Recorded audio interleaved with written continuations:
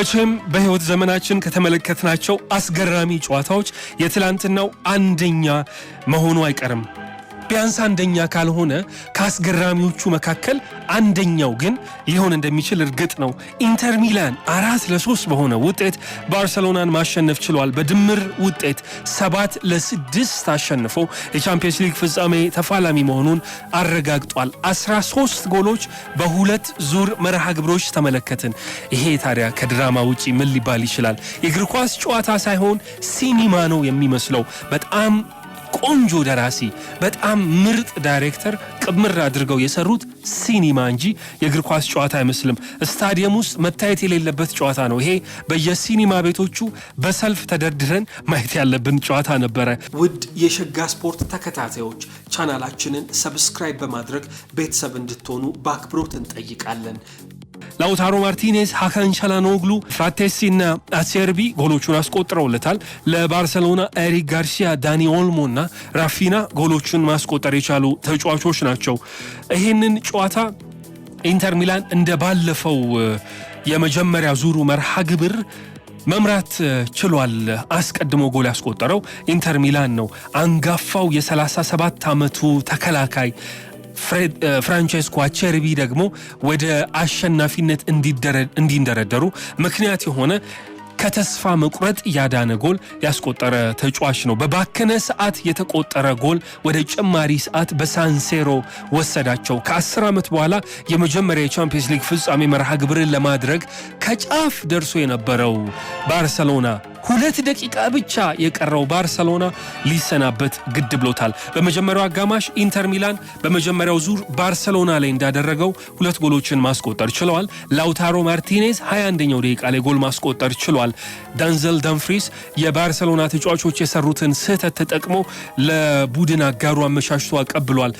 በመጀመሪያ ዙር ጨዋታው ጎል አስቆጥሮ ነገር ግን በጉዳት ምክንያት ለዚህኛው መርሃ ግብር ይደርሳል አይደርስም እየተባለ ብዙዎች ሲተነብዩለት የነበረው በባርሰሎና ላይ በመጀመሪያ ዙር መርሃ ግብር ጎል ሳያገባ የወጣው ይሄ አርጀንቲናዊ የአጥቂ ስፍራ ተጫዋች የኢንተር ሚላን አምበል የጨዋታውን መክፈቻ ጎል ያስቆጠረው እርሱ ነበረ። ከዚያ በኋላ ደግሞ ባርሰሎናዎች ወደ አቻነት ለመመለስ ደጋግመው ሙከራ አድርገዋል። ላሚን ያማል፣ ዳኒ ኦልሞ፣ ራፊና ያላደረጉት የለም። ነገር ግን ማስቆጠር ጎል ተሳናቸው። ይባስ ብሎ ደግሞ 45ኛው ደቂቃ ላይ ወጣቱ ተከላካይ የ18 ዓመቱ ኩባርሲ በሰራው ጥፋት ምክንያት የፍጹም ቅጣት ምት ተሰጣቸውና ቱርካዊው የአማካይ ስፍራ ተጫዋች ሃካን ቻላኖግሉ 2-0 አደረጋቸው። ወደ መልበሻ ክፍል ሲያመሩ ሳንሲሮ ድብልቅልቁ ወጥቶ ነበረ። ከ70,000 በላይ ተመልካቾች በዚህ አንጋፋ ስታዲየም 99 ዓመት በደፈነ ሜዳ ላይ ኢንተር ሚላን በቃ ፍጻሜ ደረሰ ብለው ነበረ።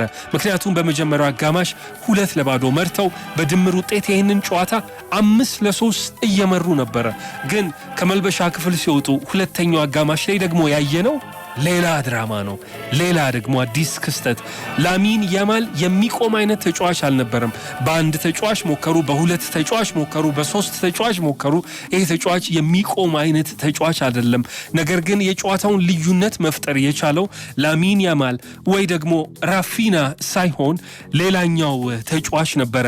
የግራ መስመር ተከላካዩ ጀራርድ ማርቲን ልዩነቱን መፍጠር የቻለው ይሄ ተጫዋች 2 ለጎል የሚሆኑ ኳሶችን አመቻችቶ አቀበለ።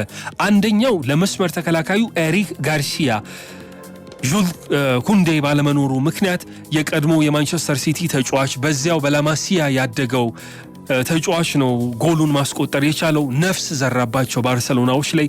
ከዚያ በመጀመሪያው አጋማሽ ጎል ማስቆጠር ተስኖት የነበረው ዳኒ ኦልሞ 2 አደረጋቸው። ከዚያ በኋላ ተደጋጋሚ ሙከራዎች ቢደረጉም ጎል ግን ሊቆጠር አልቻለም። ራፊና ግን 87ኛው ደቂቃ ላይ የጨዋታው መጠናቀቂያ ፊሽካ ሊሰማ በተቃረበበት ሰዓት ባርሰሎናን በዚህ በ2 ዙር መርሃ ግብር ለመጀመሪያ ጊዜ መሪ ያደረገ። ይሄ ጎል 6-5 አድርጎ በአፍጢሙ ነበር የተከለው ጨዋታውን። 2-0 ሲመሩበት የነበረውን ጨዋታ 3-2 መቀየር ቻሉ። ራፊና በዚህ የውድድር ዓመት በቻምፒየንስ ሊግ 13ኛ ጎሉ ነበረ። 8 ለጎል የሚሆኑ ኳሶችን አመቻችቶ አቀብሏል።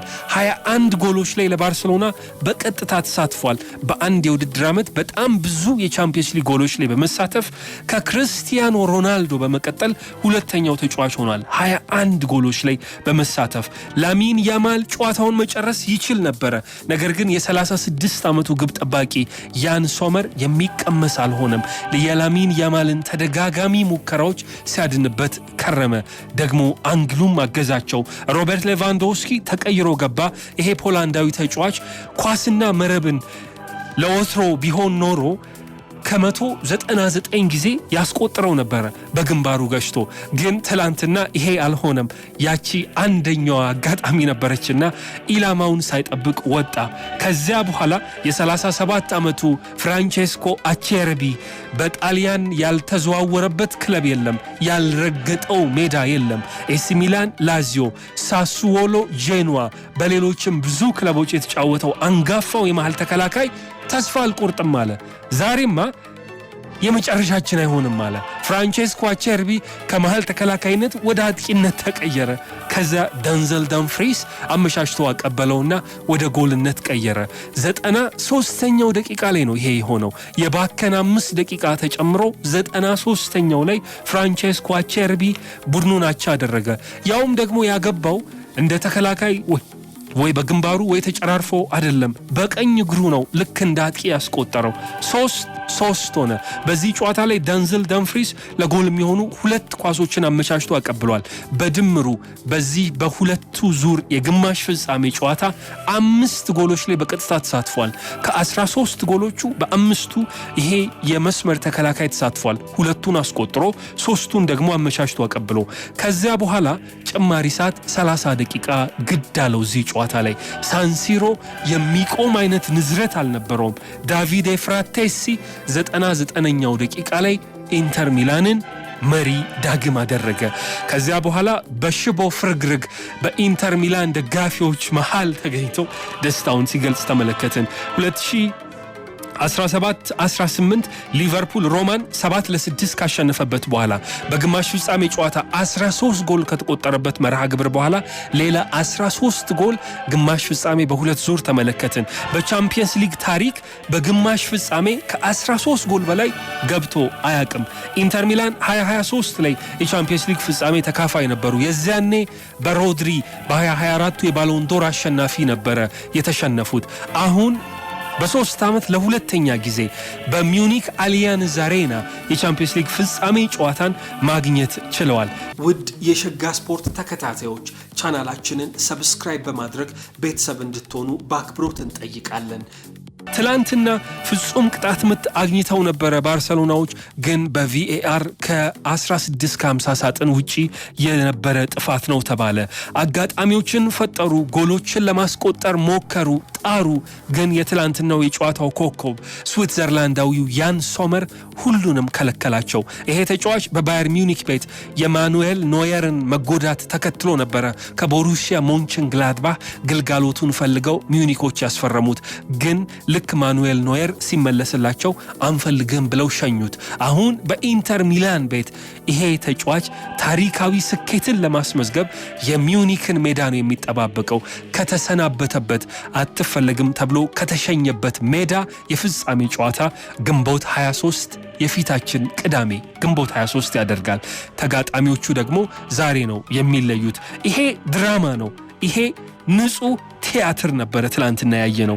ኢንተር ሚላን 2010 ላይ ለመጨረሻ ጊዜ በጆዜ ሞሪኒዮ መሪነት የቻምፒየንስ ሊግ ዋንጫን ካሳካ በኋላ ይህንን የቻምፒየንስ ሊግ ዋንጫ እስካሁን ማሳካት አልቻሉም። የጣሊያን ክለብም ይህንን ባለ 2 ትልልቅ ጆሮ ዋንጫ ለመሳም ሙከራቸው ከሽፎባቸዋል። 2015 ላይ ዩቬንቱስ፣ 2017 ላይ ዩቬንቱስ፣ 2023 ላይ ኢንተር ሚላን ሞክረው የጣሊያን ክለቦች በሙሉ ሳይሳካላቸው ቀርቶ ነበር።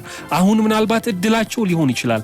ሲሞኔ ኢንዛጊ በተከታታይ 3 ዓመት ውስጥ ሁለተኛ ጊዜ የቻምፒየንስ ሊግ ፍጻሜ ቡድኑን ይመራል።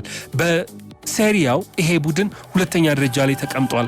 ከናፖሊ በ3 ነጥቦች ሸርተት ብሎ ተቀምጧል። በዚህ ውድድር ዓመት የኮፓ ኢታሊያ ዋንጫንም እንደዚሁ ማሳካት የቻለ ነው።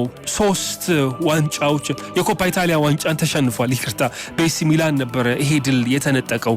የሴሪያ ዋንጫውም ናፖሊ ከኋላ መጥቶ አሁን ሊጉን እየመራበት ነው የሚገኘው።